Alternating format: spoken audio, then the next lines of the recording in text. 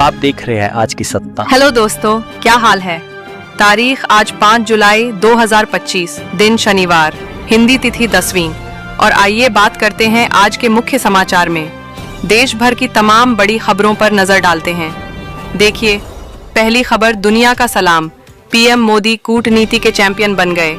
अब तक प्रधानमंत्री नरेंद्र मोदी को दुनिया के 25 देशों से खास सम्मान मिल चुका है।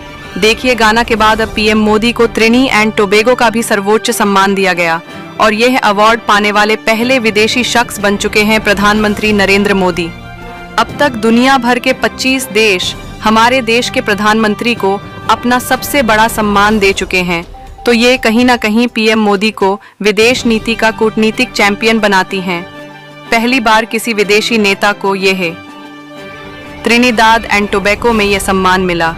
इस सर्वोच्च नागरिक सम्मान को पाने के बाद पीएम मोदी ने कहा कि ये हमारे विशेष संबंधों की गहराई है। अपनी गाना की यात्रा के बाद पीएम मोदी अब त्रिनिदाद और टोबैगो के दौरे पर पहुंचे और यहां के राष्ट्रपति क्रिस्टिन कंगालू ने देश के सर्वोच्च पुरस्कार the order of the Republic of Trinidad and Tobago से नवाजा पीएम मोदी को।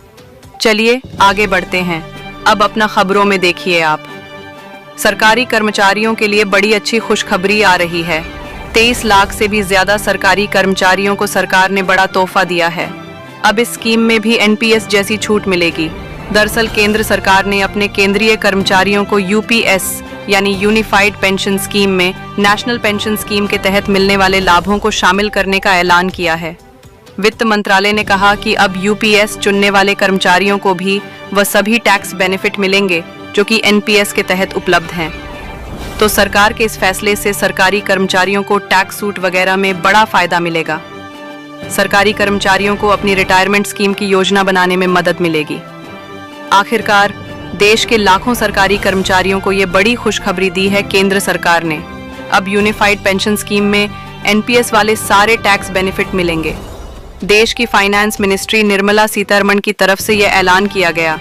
ये देख सकते हैं आप वो कौन कौन से टैक्स बेनिफिट हैं जो कि एनपीएस में मिलने वाले अब यूपीएस में भी मिलेंगे। और ये यूपीएस यानी यूनिफाइड पेंशन स्कीम क्या है, जिसे केंद्र सरकार ने इसी साल 2025 नोटिफाई किया था। तो ये यूपीएस योजना से जुड़ी हुई 5 बड़ी बातें आप देख सकते हैं। चलिए अगला अपडेट देखिए। भारत के लिए एक और बड़ी अच्छी बात आ रही है। 9 महीनों में पहली बार विदेशी मुद्रा भंडार 7वें जीने अरब डॉलर के पार पहुंच चुका है। भारत का फॉरेक्स रिजर्व 4.84 अरब डॉलर बढ़कर 702.78 अरब डॉलर पर पहुंच गया है, जो कि भारत की इकोनॉमी जीडीपी के लिए भी अच्छी बात है ना। और सर्विस सेक्टर पर भी एक रिपोर्ट सामने आ रही है कि सेवा क्षेत्र की वृद्धि दर भी 10 महीने के उच्चतम स्तर पर पहुंची है।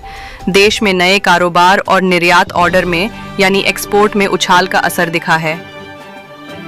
चलिए अगली बड़ी एक चौंकाने वाली रिपोर्ट देखिए। प्लास्टिक कचरा पैदा करने में देश की राजधानी दिल्ली नंबर 1 बन चुकी है। अब प्रभावी निस्तारण वाली संस्था को प्रोत्साहित करेगा सीपीसीबी यानी केंद्रीय प्रदूषण नियंत्रण बोर्ड की तरफ से है। इस रिपोर्ट के बाद अब सिंगल यूज प्लास्टिक पर लगे प्रतिबंधों को और ज्यादा सख्त प्रभाव से लागू करने का प्लान बनाया गया। चलिए खबर देखिए। अमेरिका से ट्रेड डील पर भारत ने अपना नया तेवर दिखाया। केंद्रीय वाणिज्य मंत्री पीयूष गोयल बोले कि हमारी शर्तों पर होगी बात, किसी भी दबाव में नहीं झुकेगा हमारा देश। उन्होंने कहा कि भारत अपनी खुद की शर्तों पर बातचीत करेगा। अमेरिका से ट्रेड डील पर समय सीमा अभी तक तय नहीं हुई है। वैसे मीडिया रिपोर्ट्स तो आ रही हैं कि जल्द ही भारत और अमेरिका के बीच मिनी ट्रेड डील होने के आसार दिख रहे हैं। हालांकि अभी भी भारत कृषि सेक्टर में नो एंट्री पर कायम है।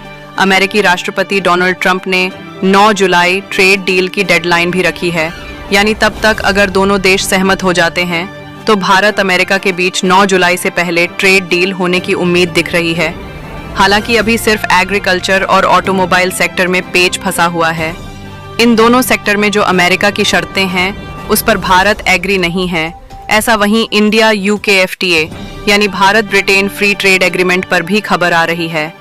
निर्यात के साथ इस समझौते से अर्थव्यवस्था को भी रफ्तार मिलेगी। भारतीय श्रमिकों की गतिशीलता में भी इजाफा यानी बढ़ोतरी होगी। चलिए अगली बड़ी खबर देखिए। अगले 2 दिन देश के कई राज्यों में होगी भारी बारिश।